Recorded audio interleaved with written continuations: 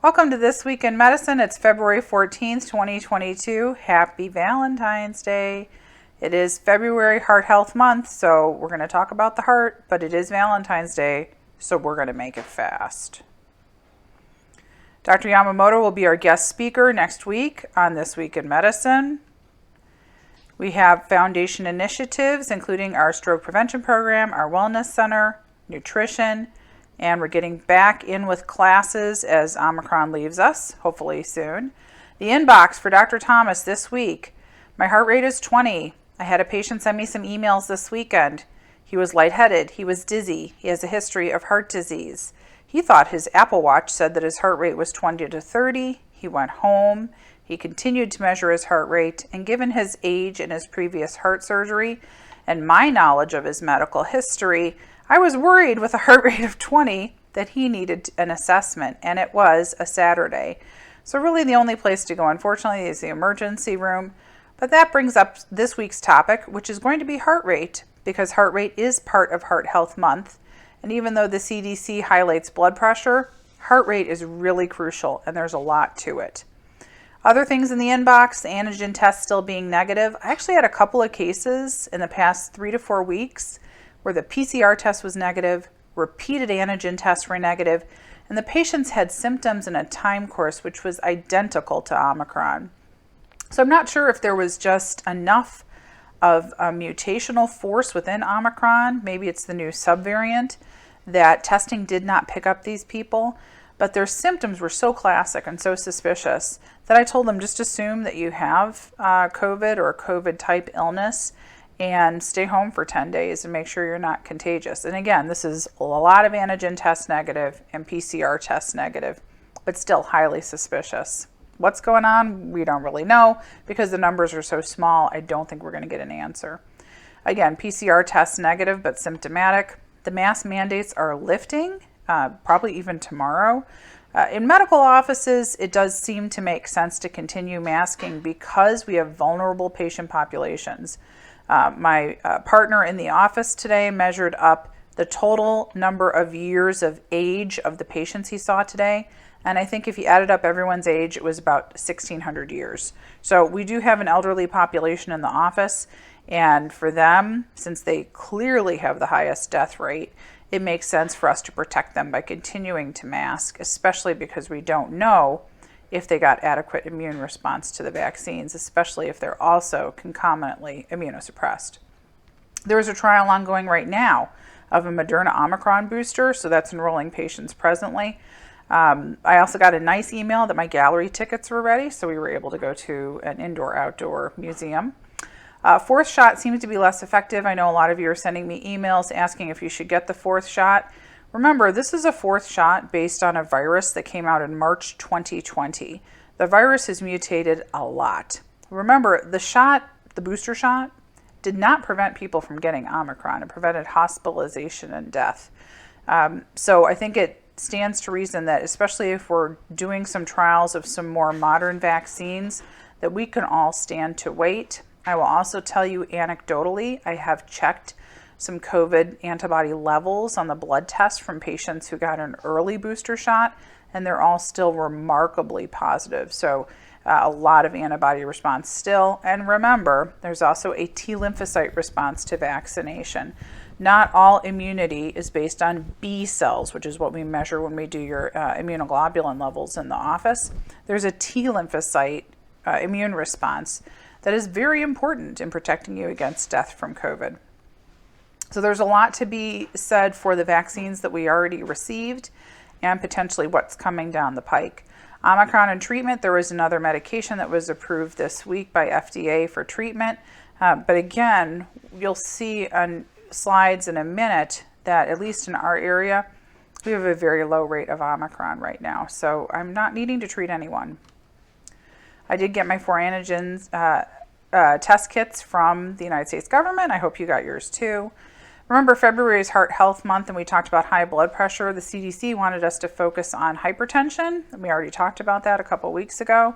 But, we find there's something equally important in the office, and perhaps we even spend more time on it in the office, and that's heart rate. Old school versus new school on heart rate. The old school, and we still hear this a lot from patients, we understand why you think this is important. The lower my heart rate is, the more fit I am. That's really old school. Everybody thinks they should have a marathon runner's heart rate. If their heart rate is 54, that means that they're healthy.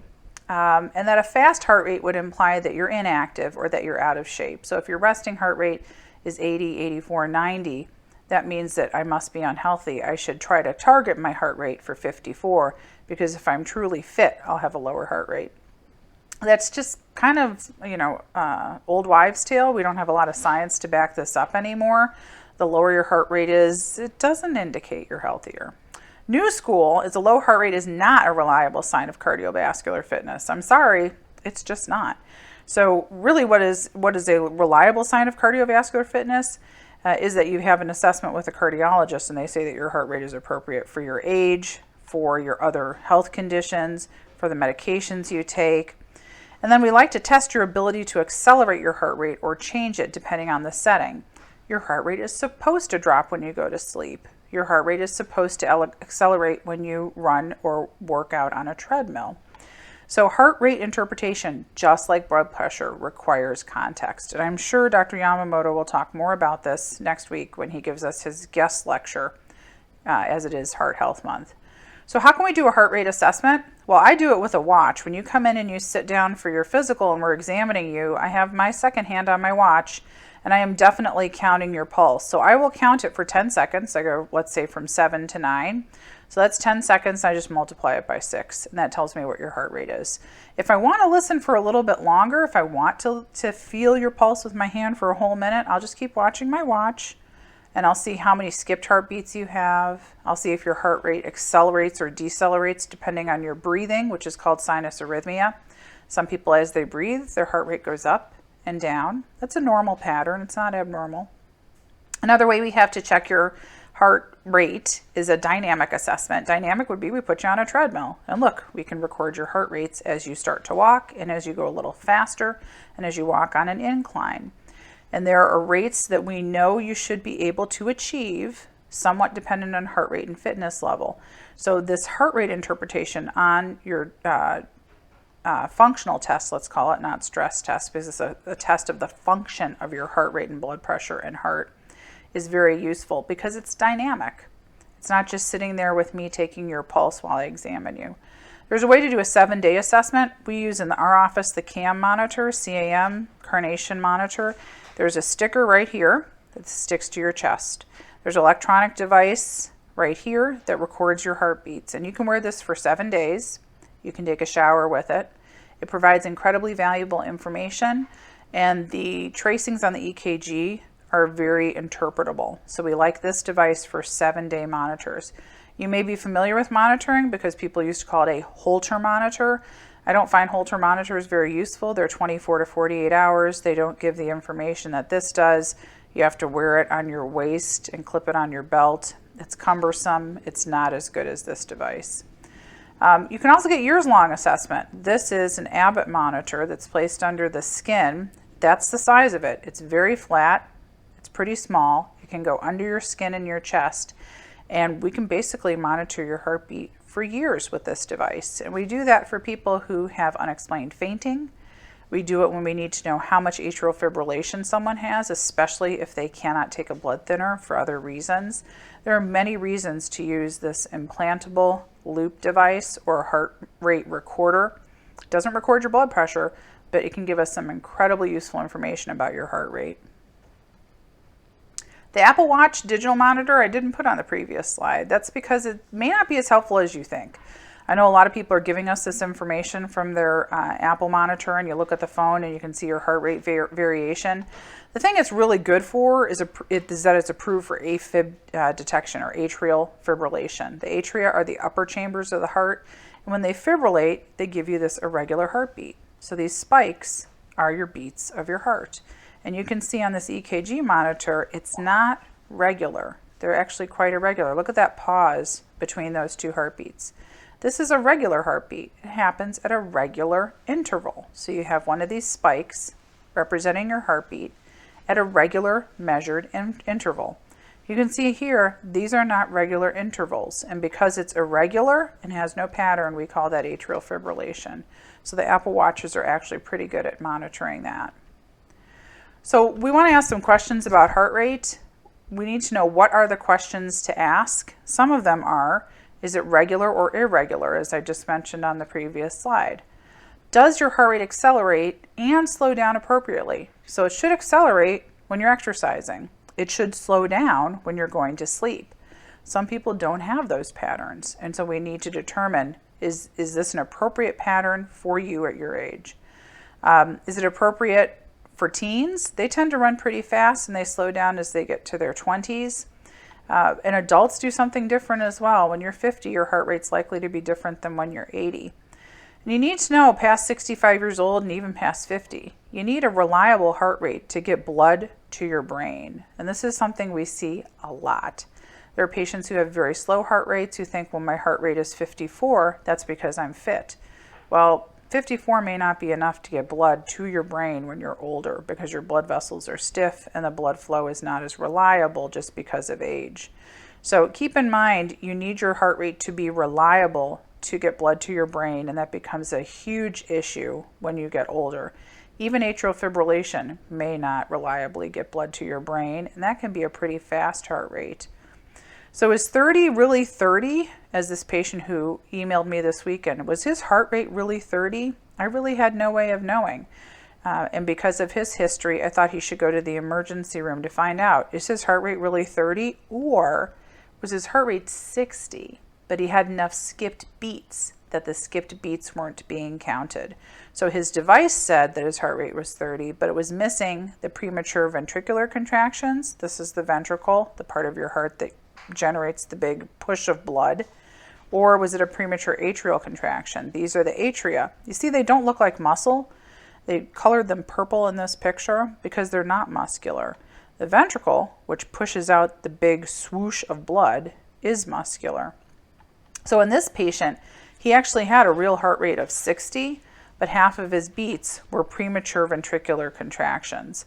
So in his case, what he thought he was reading on his heart monitor Apple Watch at home wasn't quite accurate, but he really didn't have the luxury with symptoms, it being a weekend in his history, to think that he had a heart rate of 30. We had to prove, was that really a heart rate of 30?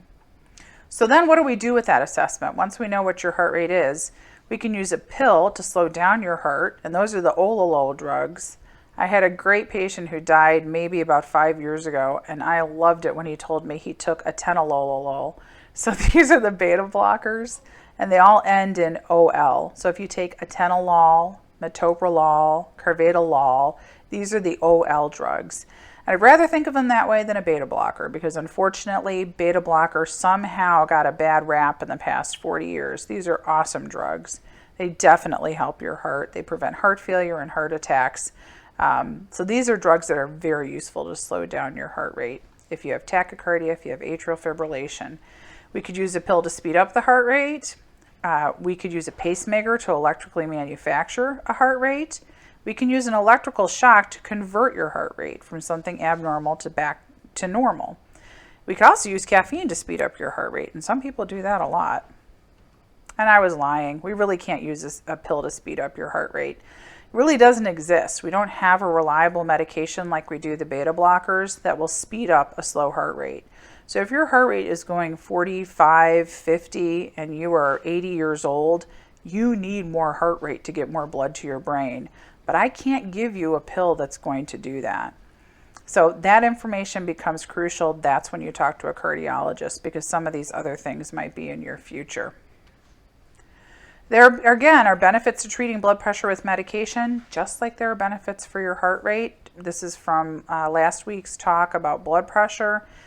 You want to keep your blood vessels free of plaque. You also want to prevent diabetes and heart attack. So look at these medications as an opportunity to prevent vascular aging, and blood pressure is part of vascular aging.